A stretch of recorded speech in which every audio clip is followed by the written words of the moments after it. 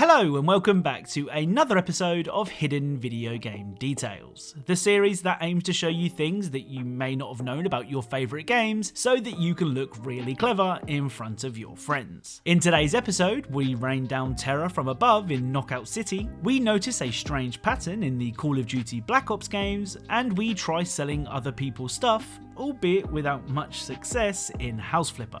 As always, if you think you know of a detail that I'm yet to cover, then the best places to let me know are in the comments section or on my social media accounts. The links, as always, are in the description. I would also like to say a huge thank you to Elgato for sending me all of this stuff. Of course, the more observant among you will be wondering, why would someone who doesn't show their face in their videos have key lights? Well, all will be revealed very soon. Oh, and leaving a like is really appreciated as it lets me know that you enjoy my videos. Anyway, without further delay, let's get started. So first up, let's take a quick look at Watch Dogs Legion and its latest DLC. The Bloodline DLC sees you take on the role of series favourites Aiden Pierce from Watch Dogs 1 and DedSec hacker Wrench from Watch Dogs 2. The two team up to take down evil CEO Thomas Rampart, who just so happens to have his own private robot army. In typical Watch Dogs fashion, it's not all doom and gloom though, with Wrench in particular providing the comedy to Aiden's more serious and brooding persona. One really cool example of this can be seen during the Laddie side mission. During this mission, you have to steal a robot and take it to a specific drop-off point. Well, on the way, Wrench does seem to form a bond with his metallic companion, leading to Wrench naming it. What's cool is, this is actually reflected in the name of your objective. Here, take a look at the objective in the top left each time Wrench renames the robot. Okay, I can't stand by and let her be dissected like a frog in biology class. I can't let that happen to Wrenchalina. Wrenchalina. Oh, shut up. I'm still working on her name. 'Cause I'm gonna kill you first. Can we put a pin in that? I'm trying to save Wrenchel. I think I preferred Wrenchalina. Okay, look. I can get you and the fixers the data you need without hurting Wrencheska. She and I have spent a lot of time together. I know how she works. By your command. See? You let me adopt her as one of my own, I get you the data you want, and we all walk away with our orifices untouched. Deal? I'll call you back. So each time Wrench changes the robot's name, the objective in the top left corner will change too. It's a pretty funny detail, and also a great excuse for me to share Wrench's excellent ability to name things. Next up is Knockout City. Knockout City is probably best described as extreme dodgeball, with the goal being to attack the enemy team with not only standard balls, but also an assortment of special power-up balls. Well, it's using one of these special power-up balls that we can find our next detail. In the practice area, if you grab the bomb ball, which does exactly what you think it does, and throw it towards the streets below, you can hear this.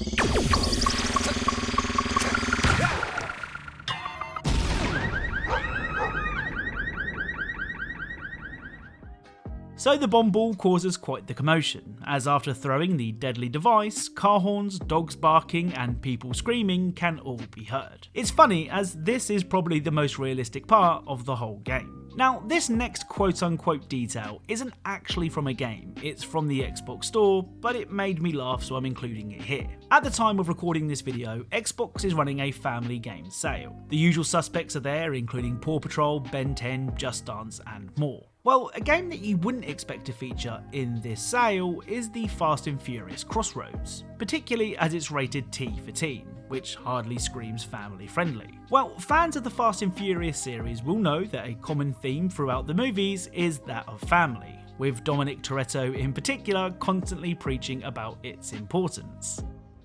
I don't have friends. I got family.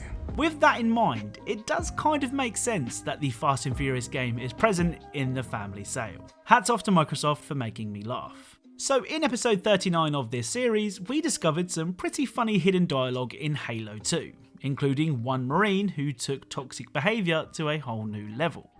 How's it feel to be dead? Be better than that! Well, it turns out that Halo 3 is also full of really funny random dialogue, most of which can be found by simply staring at your teammates. Could you, stop it? I am not that good looking. Okay, maybe I am. Would you stop staring at me? Are you trying to hypnotize me or something? Is this even loaded? I better not find that laying around somewhere. Hey, anytime you want this back, too bad. Oh, and for my British viewers, tell me if this voice sounds familiar. Either kiss me or go away.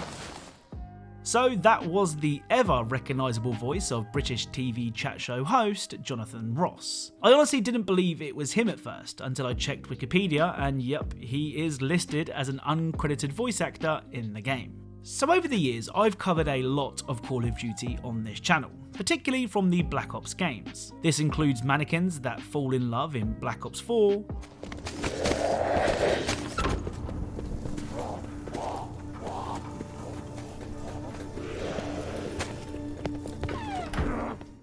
to a creepy burger chain mascot in Black Ops Cold War.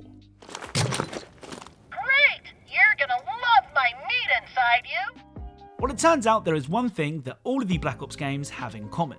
Well, all of those that have a campaign anyway, and that is fire. At the beginning of each of the Black Ops games, fire can be seen in some form or another. For example, here in Black Ops 1, the opening scene is a match being lit. Black Ops 2 gave us the shocking scene of a man being burned alive. Black Ops 3 began with zoomed in CCTV footage of a fire, and finally Cold War again starts with a lit match. Of course, the only Black Ops game missing is Black Ops 4, which released without a campaign. Now, having played through all of the Black Ops campaigns, some more than once, I'm kicking myself for not noticing this sooner, but it is a really nice touch from the guys at Treyarch. Up next is the extremely fun UFC 4. Having recently been added to Game Pass, UFC 4 is currently my before bed game. As in, it's the game I choose to unwind to. It's no replacement for the Fight Night Round 4 sequel that I've been craving for like 12 years now, but it's still a pretty good time. Now, in a game that attempts to recreate what it may be like to be a UFC fighter, you of course expect realism, and that's generally what UFC 4 gives you.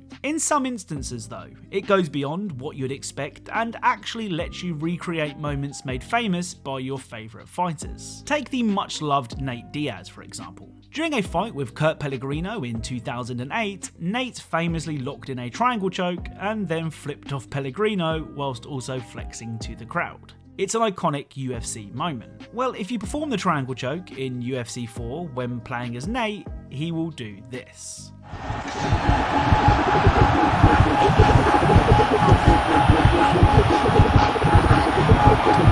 There is the tap, so he submits him with a beautiful...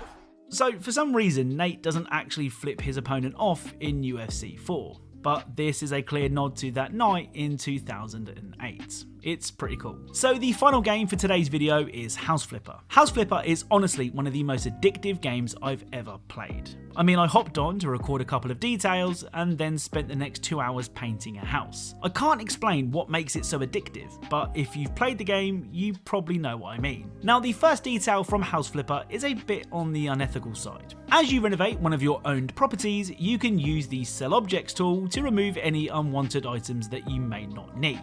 However, if you're carrying out work on another person's house, you can try and sell their stuff, but if you do, this will happen.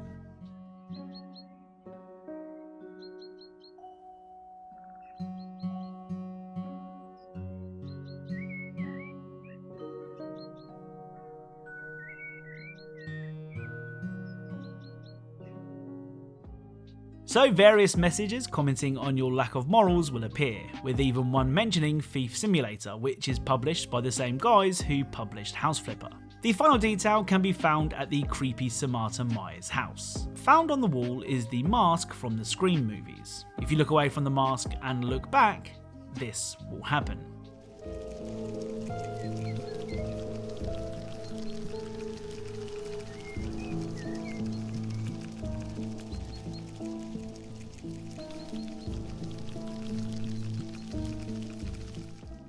so the mask's face will change each time you look away. Again, if you've ever played this game, you will know how spooky this house is. So that's it. If you enjoyed this video, then leaving a like is really appreciated. Remember, if you are a fan of Easter eggs, secrets, and tiny details in games, then perhaps consider subscribing, as that's what this channel's all about. Thank you all very much for watching, and I'll speak to you all soon.